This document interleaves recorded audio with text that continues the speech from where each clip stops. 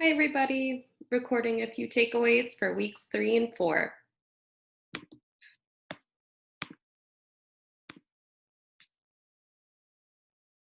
Okay, so this week you dove further into the 10 types of innovation framework, taking a look at company offerings and company experience.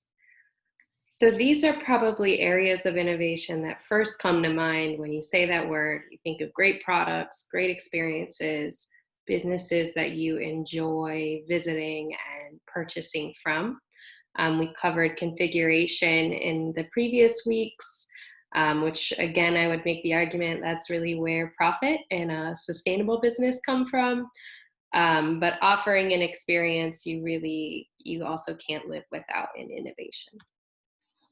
So focusing first on company offering, I'm just going to share a couple key themes for me and then a couple comments on your listening assignment and how these concepts apply uniquely in a small business environment.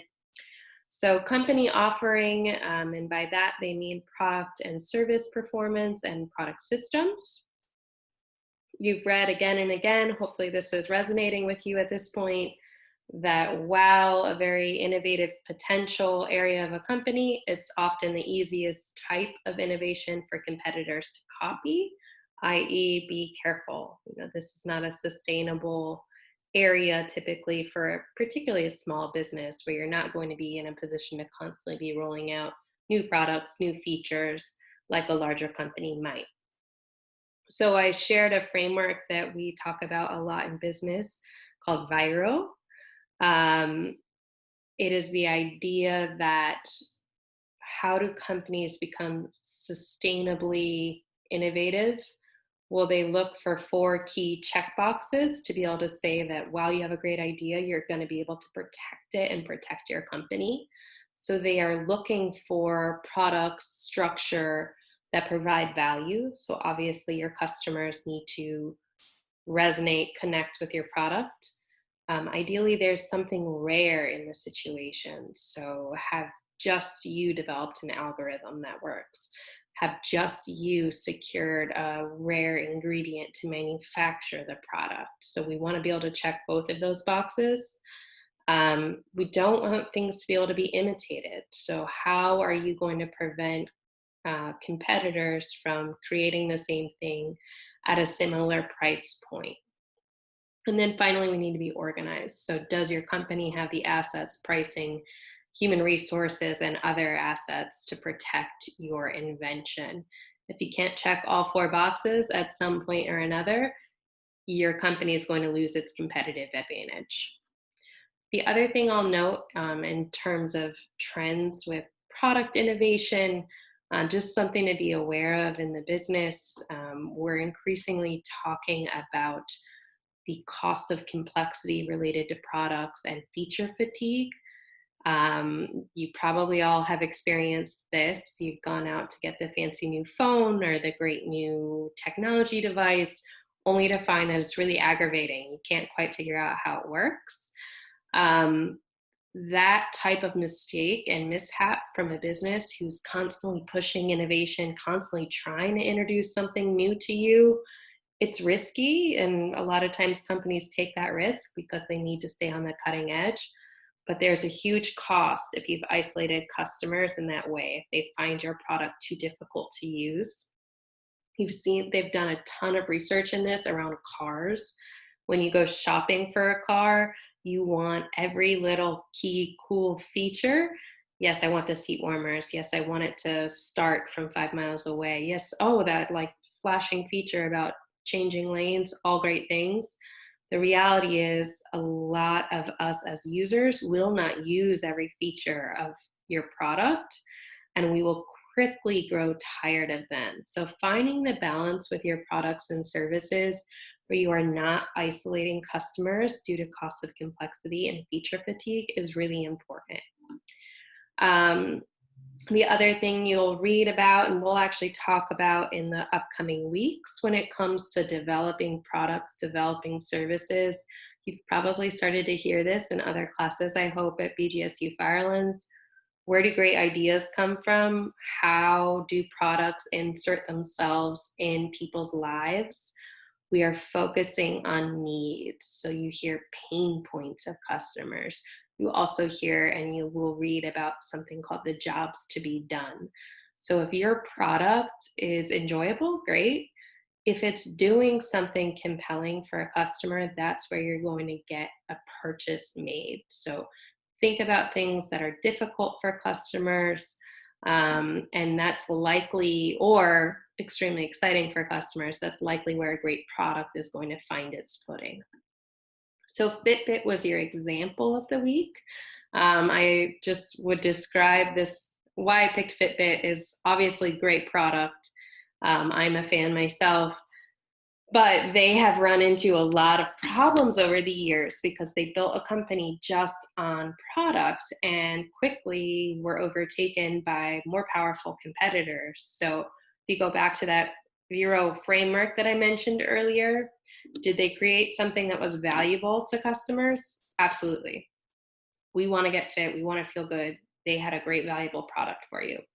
Was it rare? For a while, yes. The creators had figured out an algorithm to track your steps in a new way. They had created something that was rare. But keep in mind, that's only for a time. There's a lot of smart people in the world who quickly can crack that algorithm. Could it be imitated? Production-wise, absolutely. So eventually, a lot of competitors have the same sort of sourcing abilities. They can make the same product in the same locations at similar or better pricing, most likely. When you're talking a Nike who has a global production setup already, they're going to be able to imitate your production process pretty easily. And this is where Fitbit starts to fall apart. People can copy its product and its production. And then finally, did they have an organized setup to protect their company's innovation? And many of you noted this in your blog posts. They struggled there. A startup environment, their leadership had different criticism over the years. Production tended to be flawed and slow. So altogether, I think if you use the Vero framework and compare it to Fitbit, you start to see why the company has struggled in recent years. And as you listen to, I'm sure this sale to Google makes a lot of sense. Now it's going to be nested within an organization that does have some things that can protect its innovation in the long term. So then when I look at the 10 types you were introduced to this week, just a couple comments on small business environment. 2 types of innovation that it shared in this company offering category. One was product service performance. So this is really, how are you creating distinguishing features to provide to your customers? In a small business environment, I think that the best way to think about that is you're going to deliver something customized. You're likely going to deliver something localized and simple. So most of our retail purchases at a small business level are because they can do something customized. It doesn't transport well, maybe. So they found a niche where it doesn't make sense for me to order it online, either due to timing, or I really want to be able to see, taste, experience the product, or I really want to customize it. So I need that special gift just for my friend. So I think small businesses can have an advantage in product performance, but I would encourage people to think about it in how can I design something that's customized for customers, or simplified in terms of access. And then product system is the other term that you were introduced to for innovation. Many of you have been talking about Apple as an innovative company. Certainly, they are well known for that definition. I would suggest that they were the ultimate innovator in a product system. So every Apple product is integrated with all other Apple products, and what it does is create a high switching cost. You don't want to get rid of your iPad because you have an iPhone and they work so well together, and then you got the Apple Watch, and then iTunes and all of your data. All of a sudden it becomes really hard for you to leave the product system of Apple. They are definitely well known for that type of innovation. What I note for small businesses here is obviously creating an offering system as broad as an apple is going to be impossible for a small business. You don't have that kind of capital. You won't have that kind of human capacity or just even know-how and knowledge. But just keep in mind that you can create a product system without using your own products. So partner up, and I'm going to give you an example here of what I mean. So focusing down here on product system, Elite Wellness is a local small business. The owners had a specialization in nutrition. They built a business around that. But then as they interacted with clients, they started to see a lot more need. So they wanted to partner with other businesses who could help with stress management, who could provide massage therapy. And so they brought a lot of those services underneath their umbrella, but they don't own all of them. They just have a partnership. So it was a simple way to build a product system that's successful for their customers, but manageable for the business owners. The product performance example I gave you for small businesses was Heartwear Apparel. They're based out of Huron. Great invention. They have a patented headband clip. Won't fall out of your hair. The females in the class might appreciate that struggle that we constantly live with hair accessories. So good example of something that they saw a need around and built a product around, and then found a way to protect it through patents. Okay, so that was week 3 takeaways. Moving into week 4. This week you took a look at customer experience. Very broadly, these are sort of your understandings of a company, the way you interact with them. Just something to note, when you're thinking about innovation in this category, really look for differentiation. Everyone's going to be online. Well, gosh, I hope so at this point. They're going to have a social media account. They're going to have a brand of some kind. That doesn't make them innovative. We have to establish some sort of bar and threshold for what makes for superior performance and therefore an innovation for your company. So just keep that in mind. Activity is not innovation. Are you outperforming your peers? Something else I wanted to note for company experience, as you're thinking about in a small business environment, how do I tackle brand and service in a way that Amazon and Starbucks and the giants can? They've done a lot of research around customer satisfaction, and the best satisfaction in the world, it doesn't always mean the best performance. Your satisfaction as a customer comes from what your expectation as a customer was and what your reality experience was, and the net of the two.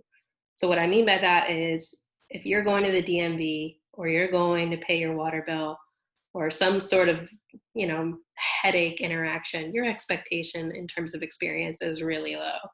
If you get there and there's no line and the reality was really quick and simple, and maybe you had a nice person check you out at the counter, you're going to leave really satisfied.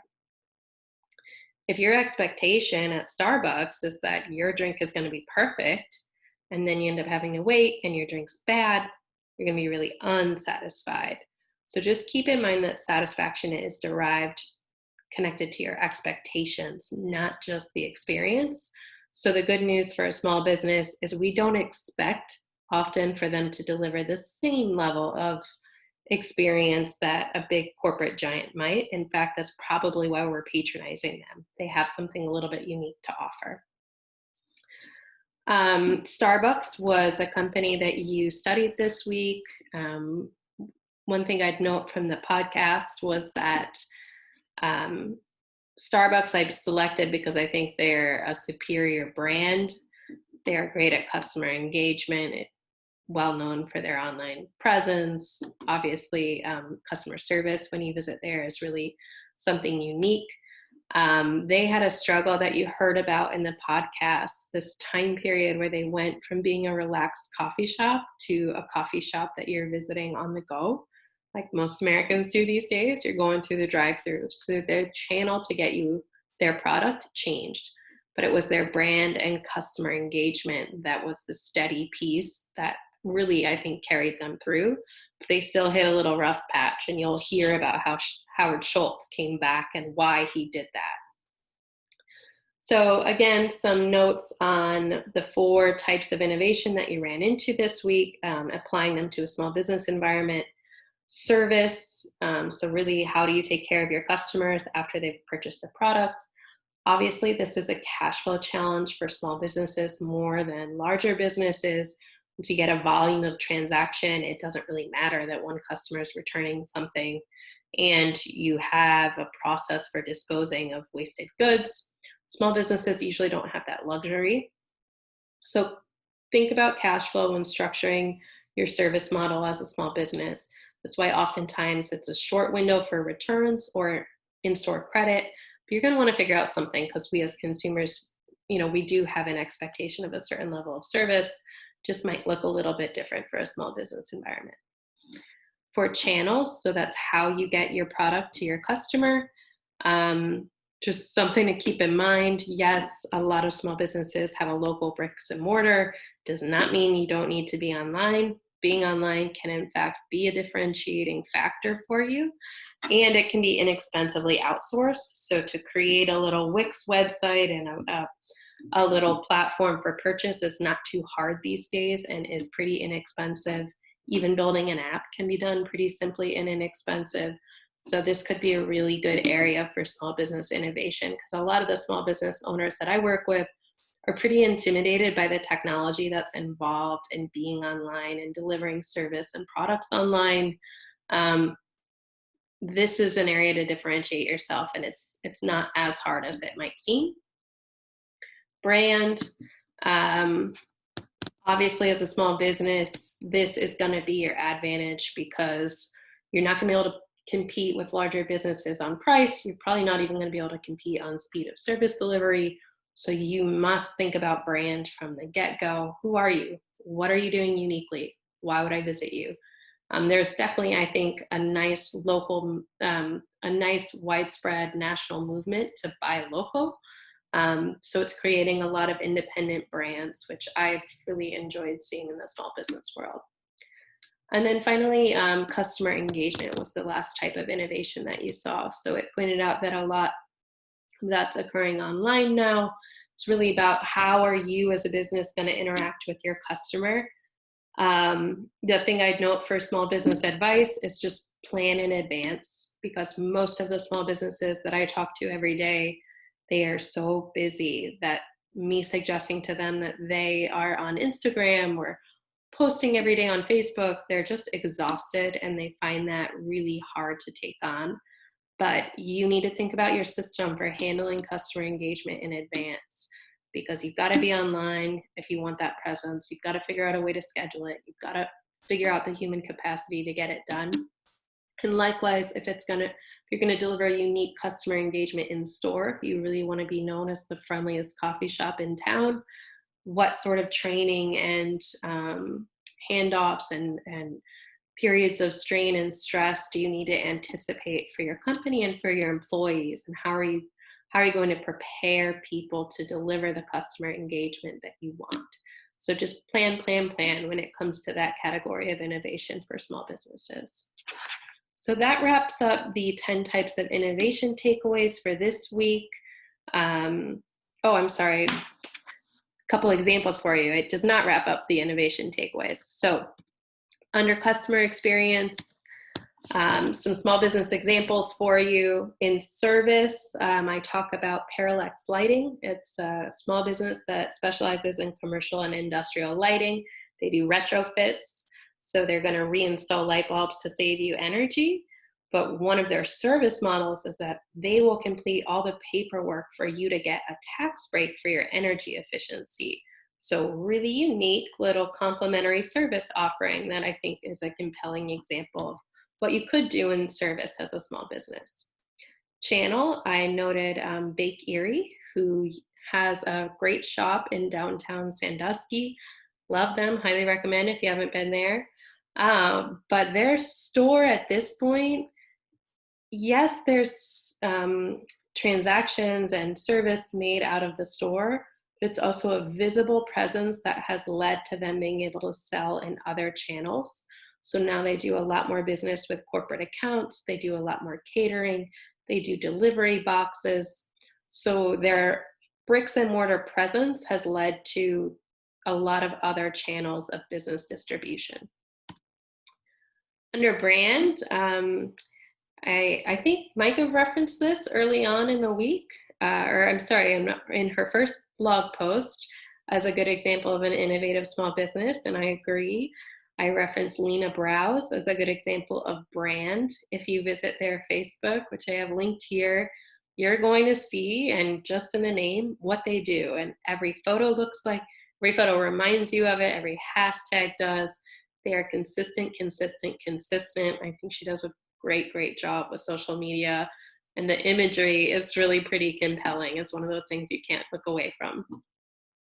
In customer engagement, I shared Macaroot as a great best practice case study for a small business. I could put Lena Browse or Macaroot both in brand and customer engagement, and you'll read about how companies really need more than one area of innovation. So that's a good example why. But Macaroot, really active on Instagram and Facebook stories. You're a part of the day at the shop. They're asking your opinion on a day-to-day basis. They're getting their customers involved in their posts. So you really you start to feel a part of the family that makes up their business. Okay, so that really was wrapping up the 10 types of innovation comments for the last 2 weeks. I don't have much to say about your skills exercises, the sort of other side of the house of personal skill sets for discovery that you've been working on. The 2 assignments this week were around observing and networking. I think my one tip would be, as you're practicing these things, start to not just ask questions and reflect, but start trying to connect what you're seeing and thinking about to customer behavior. So what needs do you see from people? What experiences are difficult for them, are surprising for them, are enjoyable for them? What jobs do they have to do on a day-to-day basis? Those are the kinds of insights that are most likely going to lead to an innovation, particularly around product or particularly around customer experience. And finally, last couple slides will be some vocabulary that you may have run into in your book. Just get familiar with these things. Hopefully you leave this class still building your business vocabulary and acumen. Okay guys, that's all for the week. Good luck on your quiz. I'll have a few notes in the preceding slides. Preceding pages to the quiz about what you'll find in the questions. I think it'll help you be prepared. Good luck. Thanks.